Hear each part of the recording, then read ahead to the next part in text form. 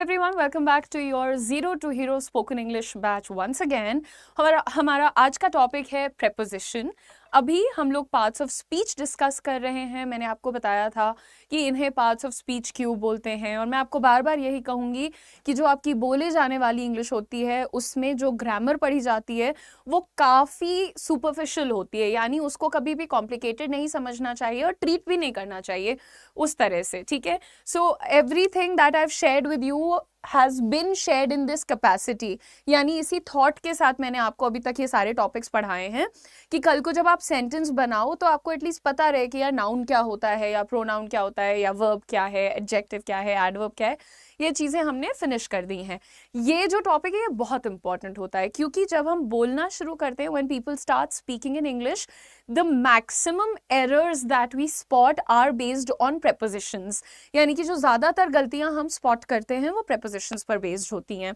तो without any delay शुरू करते हैं. यहाँ पर देखो, इसका ना PDF भी बहुत इंपॉर्टेंट होगा आपके लिए, तो make sure that you go through it. सबसे पहले, what is a preposition? A preposition is a word और group of words used before a noun और pronoun to show direction, time, place, location. यानी कि नाउन और pronoun के साथ use होता है ये. बिफोर और आफ्टर दोनों हो सकता है बेसिकली.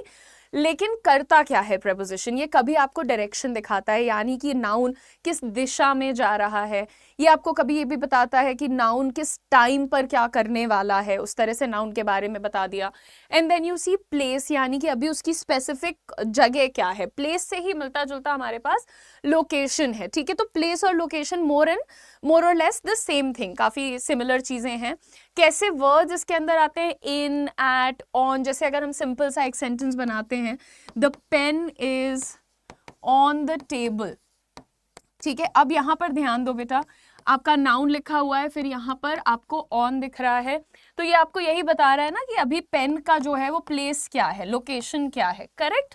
तो कैसे बताया कि वो टेबल के ऊपर है. ऑन कब यूज करते हैं? जब वो किसी चीज के सरफेस को डायरेक्टली टच कर रहा होता है, that's when we use on. ठीक है, तो ये देखने के बाद आगे बढ़ते हैं, समझते हैं प्रेपोजिशन ऑफ डायरेक्शन. तो जैसे मैंने आपको बताया ना, प्रेपोजिशन क्या करता है? कभी टाइम बताता है, कभी डायरेक्शन बताता है, कभी प्लेस या लोकेशन बता देता है. तो यहाँ पर हम वन बाय वन यही सिंपल तरीके से देखना और समझना कि मुझे इन, ऑन, एट कब, कहाँ, किसके साथ यूज करना अलाउड है, अंडर, अबव, ये सब सीखेंगे. सबसे पहली चीज कि to refer to a direction use the prepositions to, in, into, on and on to.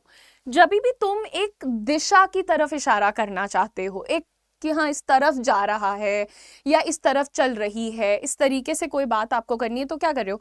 तरफ इज डायरेक्शन, आप डायरेक्शन की बात करते हो. राइट. यहाँ पर अगर मैं आपको कुछ एग्जाम्पल दूं, she drove to the store. Right. अब आप देखो, टू लिखो या फिर आप टूवर्ड्स लिखो, ये आपको ये तो बता रहा है कि भाई देखो वो गाड़ी चलाकर किधर गई है, स्टोर की तरफ गई है या स्टोर को गई है. तो जब भी आप इस तरीके से बोलना चाहते हो कि कोई गाड़ी चलाकर हॉस्पिटल गया, होटल गया, मीटिंग में गया, तो आप क्या बोलोगे? He drove to the meeting, she drove to the store, I drove to the hotel. इस तरह से डायरेक्शन बताने के लिए टू का यूज आपने किया. नेक्स्ट देखो यहाँ पर, अरे एक second, don't ring the door bell, घंटी मत बजाना. Come right in the house और come right into the house हाउस. एक बहुत अच्छी चीज बता दूं कि इन और इन टू में हल्का सा फर्क होता है.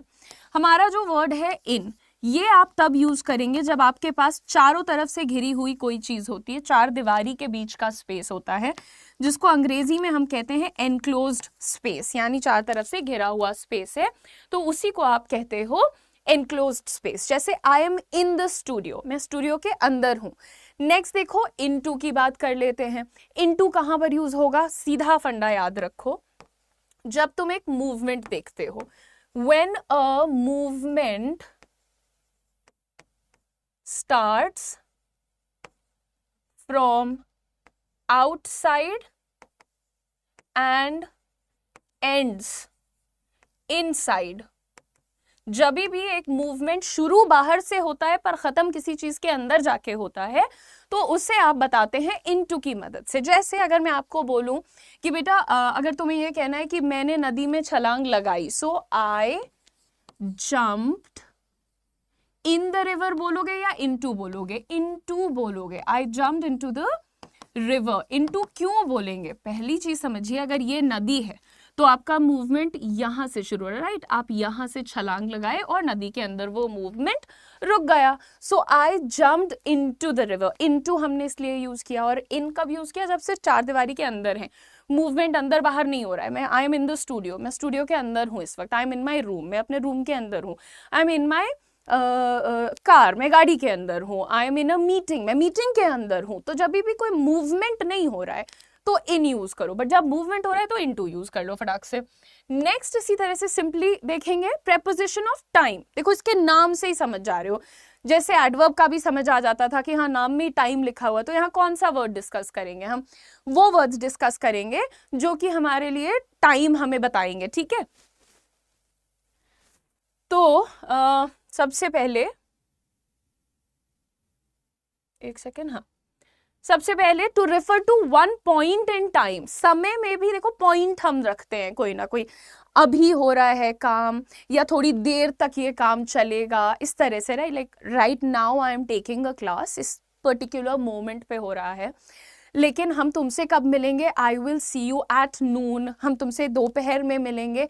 तो इस तरह से एक पॉइंट होता है टाइम का, और टाइम के पॉइंट्स को दिखाने के लिए अलग अलग हम यूज करते हैं इन, एट, एंड, ऑन, इस तरह के वर्ड्स को। लेकिन पहले अच्छे से समझो कि इन को कब यूज करोगे टाइम बताने के लिए। स्पेस का मैंने समझा दिया, जब इनक्लोज स्पेस है।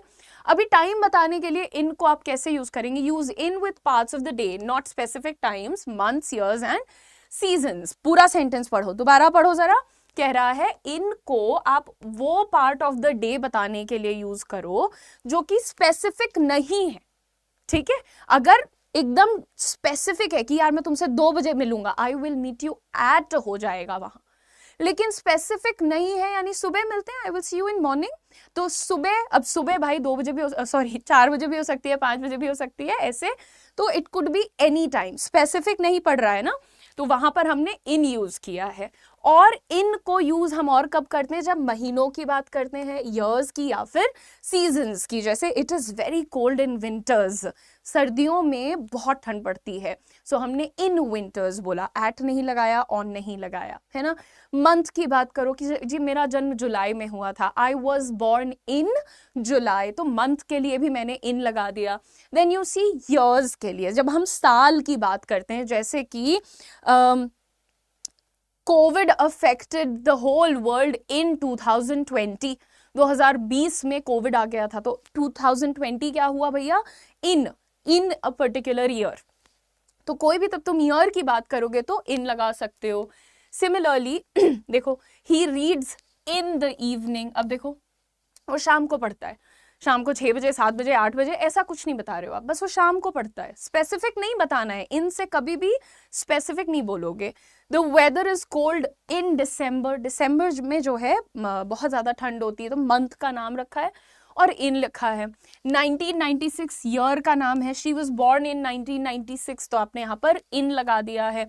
इस तरह से आपने देखा इन को कैसे यूज करते हैं। अब बात करते हैं एट की। Use at with the time of day, दिन के टाइम के लिए यूज करते हैं। ऑल्सो यूज एट, देखो जैसे तुम कोई भी दिन भर का टाइम बताओगे, 1 बजे, 2 बजे, 4 बजे, 5 बजे, 1 o'clock, 2 o'clock, 3 o'clock, 4 o'clock, वहां पर क्या यूज करोगे? एट यूज करोगे। लेकिन अलॉन्ग विद दैट, इसी के साथ साथ use at with noon, night and midnight, ठीक है? अगर मुझे किसी को ये कहना है कि यार मैं रात को आती हूँ, I will come in night, गलत होता है, ज्यादातर लोग ऐसे बोलते हैं, बट वो गलत है। नाइट हमेशा अपने साथ एट मांगता है, एट मिडनाइट यानी डॉट 12 बजे। So I will see you at midnight, ठीक है? अच्छा, I will meet you at noon, क्यों मैं इन सब के साथ एट लगा रही हूँ? क्योंकि एट जो है ना, ये स्पेसिफिक के लिए यूज किया जाता है। स्पेसिफिक टाइम हो, स्पेसिफिक लोकेशन हो, तो हम एट यूज करते हैं। जैसे आई एम इन स्टूडियो, तो ये इनक्लोज्ड स्पेस हो गया। लेकिन अगर मैं ये बोलूं आई एम एट ऑफिस, तो अब मैं एक स्पेसिफिक लोकेशन की बात कर रही हूं। जरूरी नहीं है कि मैं 4 दीवारी के अंदर हूं या क्या हूं, लोकेशन क्या है मेरी? स्पेसिफिकली ऑफिस है। है ना। तो जब भी तुम एक स्पेसिफिक टाइम की या स्पेसिफिक लोकेशन की बात करना चाहते हो वहां पर तुम एट लगाते हो। अब जब तुम नून कहते हो तो नून का क्या मतलब होता है, डॉट 12 बजे दोपहर, 12:05 पे भी वो आफ्टरनून हो जाता है। सो अगर तुम किसी को कहते हो ना हम डॉट 12 बजे तुमसे मिलेंगे, आई will see you at Noon, dot 12 बजे। सिमिलरली मिडनाइट क्या होता है, एट 12 o'clock। नाइट जो तुम्हारा वर्ड है रात में, ये एक्सेप्शन होता है, ये पता नहीं क्यों अपने साथ एट लेता है, बट चलो लेता है तो दे दो भाई, क्या कर सकते हैं, है ना। सेंटेंसेस यहाँ पर आपके एग्जाम्पल के लिए हैं, आई गो टू वर्क एट 8, दिन का कोई भी टाइम है 1 2 3 4 5 6, एट लगेगा। He eats lunch at noon, वो दोपहर में लंच करता है, काफी सिंपल बात है। They go to bed at midnight, वो सोने कब जाते हैं, 12 बजे सोने जाते हैं, तो हमने एट लगाया। इन, ऑन ये सब नहीं चलेगा। लेकिन क्या ऑन हम टाइम बताने के लिए नहीं यूज करते हैं, बिल्कुल करते हैं। टाइम कौन सा टाइम बताता है, लोग कहते हैं आई will see you on 5 PM, गलत हो गया ना, the train will come on 5, ये सब गलत है। ऑन कभी भी टाइम ऑफ डे के लिए यूज नहीं होता है, ऑन यूज होता है डेज के लिए। Like I will meet you on Rakshabandhan, तो वो डे है, एक डे है ना। एक रक्षाबंधन क्या हो गया, एक डे हो गया कि नहीं। I am recording this video on Eid, आज ईद है जब मैं रिकॉर्ड कर रही हूँ। तो आपको समझना है कि जब भी आप एक specific day, Independence Day, Republic Day, Rakshabandhan, Eid, ये सारे एग्जाम्पल्स हैं, क्रिसमस, ये सारे डेज माने जाते हैं। At the same time students, जब आप कहते हैं Sunday, Monday, Tuesday, Wednesday, Thursday, Friday, Saturday, ये सब क्या है, all are names of days. So I will see you on Sunday, she will arrive on Monday, I will leave on Tuesday, etcetera etcetera. So when you have to talk about specifically days, what are you going to use? You're going to use on. Example देखते हैं, I work on Saturdays, मैं शनिवार को भी काम करती हूँ। He does laundry on Wednesdays, वो अपने कपड़े कब धुलता है, बुधवार को, Wednesdays। Wednesdays मत बोलिएगा, Wednesdays बोलिएगा। इसलिए मैं कहती हूँ कि नोट्स जो है वो बाद में बनाया करो, जब फ्रेश वीडियो खोलते हो तो पहले सुना करो, how is she speaking, how is her pronunciation, because I know that my pronunciation is very good, और जहाँ मुझसे गलती होती है तो मैं अगली क्लास में, तीसरी क्लास में उसको सुधार भी दूंगी अगर कहीं होती है तो, ठीक है। चलो अब देखते हैं यहाँ पर, अगर हमारे पास एक एक्सटेंडेड टाइम पीरियड है, जैसे अभी तक तुमने क्या देखा कि 2 बजे, लंच में, दोपहर में, ये सब तो स्पेसिफिक टाइप हो गया ना। जैसे किसी एक महीने की बात की, मंथ की, सीजन की, तो यहाँ पर हमने इन, ऑन, एट देख लिया। लेकिन क्या इतनी ही प्रेपोजिशन है, नहीं। हमारे पास कई बार एक्सटेंडेड टाइम के लिए भी हो जाता है टाइम का ड्यूरेशन, भाई जैसे 2 घंटे, या जनवरी से जुलाई, या फिर अगर मुझे कहना है कि लंच के बीच में मैं आ जाऊंगी तुम्हारे फ्लोर पे, रिकॉर्ड कर लेंगे, ऐसे करके बात करते हैं, राइट। तो लंच के बीच में का क्या मतलब हुआ कि अगर 1 घंटे का लंच है तो वो 60 मिनट का एक्सटेंडेड टाइम हो गया, वो एक स्पॉट ऑन टाइम नहीं बन रहा है ना। तो यहाँ पर सबसे पहले देखो कैसे वर्ड्स आते हैं इसमें, since, for, by, during, from और अंटिल का कॉम्बिनेशन भी यूज होता है, विद होता है और विद इन होता है। इस तरीके के प्रेपोजिशंस होते हैं जब हमें बताना होता है एक्सटेंडेड टाइम के बारे में। आई have lived in Delhi since 2005, मैं 2005 से दिल्ली में रह रही हूँ, अभी भी वहीं रह रही हूँ। यानी कि कहना ये चाह रही हूँ मैं कि मैं शिफ्ट हुई थी दिल्ली में 2005 में, ठीक है, और अब आ गया है 2024, तो 2005 से 24 तक मैं वहीं रह रही हूँ। मैं कब मूव हुई थी, 2005 में। So I have lived in Delhi since 2005। Since के बारे में याद रखना कि ये एग्जैक्ट टाइम के लिए यूज होता है। जैसे 2005 है, 2 जुलाई है, 2 बजे है, 5 बजे है, वो 2 बजे से पढ़ रही है। She has been studying since 2 o'clock, तो एग्जैक्ट टाइम के लिए लगाना। अब देखो यहाँ पर फॉर आ गया। फॉर को कब यूज करते हैं, जब हमारे पास एक स्पेसिफिक ड्यूरेशन यानी अवधि होती है। जैसे 3 हफ्तों की बात हो रही है यहाँ पर, ये एक ड्यूरेशन है ना बेटा। जैसे यहाँ पर पहला हफ्ता शुरू हुआ, यहाँ तीसरा खत्म हुआ, तो ये पूरी ड्यूरेशन की बात करनी है आपको। कैसे करोगे, he will be in Toronto for 3 weeks, so he will be in Toronto for 3 weeks। Duration दिखाना है जब भी कि मैं ऑफिस में रहूंगा 6 घंटे, आई will be in office for 6 hours, मैं ऑफिस में 6 घंटे रहूंगा। अच्छा, मैं पढ़ाई करने बैठ रहा हूँ 8 घंटे के लिए, I am going to study for 8 hours. So for लगाकर आप ड्यूरेशन बता दीजिए, ठीक है। चलिए फटाफट से नेक्स्ट देखते हैं। She will finish her homework by 6, यानी अब से लेकर 6 बजे के बीच में वो कभी भी अपना काम पूरा कर लेगी। बाय को कैसे यूज करना है, जैसे मैं घर आ जाऊंगा 8 बजे तक, ऐसे बोलते हैं हिंदी में, 8 बजे तक घर पहुंच जाऊंगा।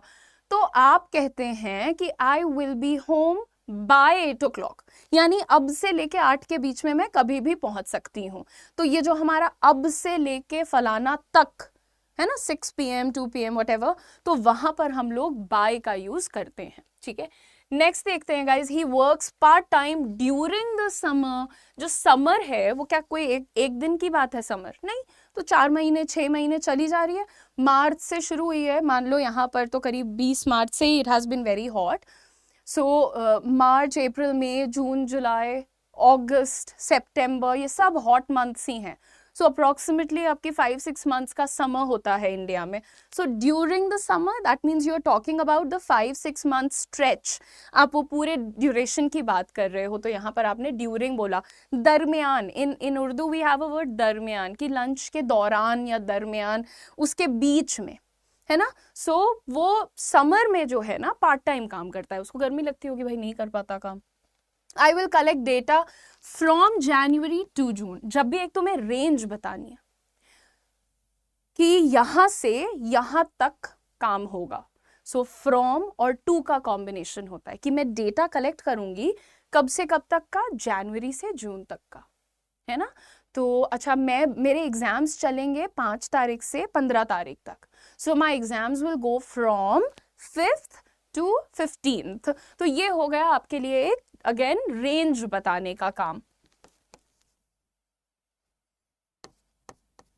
और ड्यूरिंग को जो है ना हम इन द मीन टाइम के सेंस में यूज करते हैं, कि मतलब इस बीच में, समर्स के बीच में जो पूरा टाइम आता है समर्स का, वहां ड्यूरिंग आप यूज कर रहे हो। Next, she will graduate with in 2 years, यानी 2 साल के 1 घंटा ऊपर नहीं जा सकता। अब ये क्या हो गया बेटा, जब आपके पास एक लिमिट है, बाउंड्री है ठीक है, और उसके पहले पहले काम हो जाएगा, तब आप कहते हो विद इन, मैं 2 घंटे के भीतर यहां पे रहूंगी। So I will be back within 2 hours, 2 घंटे के अंदर अंदर वापस आ जाऊंगी। तो ये जो अंदर अंदर में हम बात करते हैं उस जगह पर हम विद इन यूज करते हैं फ्रेंड्स। आगे देखते हैं, प्रेपोजिशन ऑफ प्लेस की बात कर लीजिए। प्रेपोजिशन ऑफ प्लेस में कैसे वर्ड्स आ जाते हैं, इन, एट, ऑन, इनसाइड, ये सब तुम्हें क्या बता सकते हैं। जैसे मैंने जब तुम्हें ये बोला कि I am in the studio, तो तुम्हें ये भी तो पता चला कि I am, what is my location, है ना। शी इज एट ऑफिस, वो ऑफिस में है, तो एट से भी तुम्हें क्या पता चल गया, लोकेशन भी पता चल गया, है ना। तो अब प्लेस के लिए जैसे एग्जाम्पल देखो, they will meet in the lunch room, उनकी मीटिंग कौन सी लोकेशन पर होगी, लंच रूम में होगी। She was waiting at the corner, वो इंतजार कहाँ पर कर रही थी, कॉर्नर पर, जैसे बोलते नहीं नुक्कड़, वो कोने पे खड़े होंगे, वहां गली के एंड पे खड़े होंगे, ऐसे बोलते हैं। He left his phone on the bed, phone कहाँ पर छूट गया, बेड पे छूट गया। Place the pen inside the drawer, यानी कि कलम को ड्रॉर के अंदर रख दो। Place the pen inside the drawer, तो पेन की लोकेशन कैसे पता चली कि वो ड्रॉर के अंदर है, ये तो काफी इजी हो गया। लेकिन अब आपके पास सामने में कुछ ऐसे वर्ड्स आपको दिखाने जा रही हूं जो कि आपके ऑब्जेक्ट की तरफ इशारा करते हैं। Object I have already explained many times, object is the receiver of action.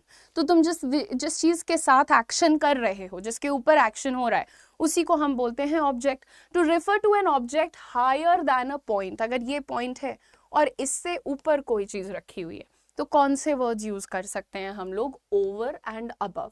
To refer to an object lower than a point, अगर इसके नीचे कोई चीज है तो हम क्या यूज करते हैं, below, beneath, under and underneath. जैसे कि छोटा बच्चा बेड के नीचे छुप गया, तो आप क्या बोलते हो, द चाइल्ड और the little child hid underneath the bed.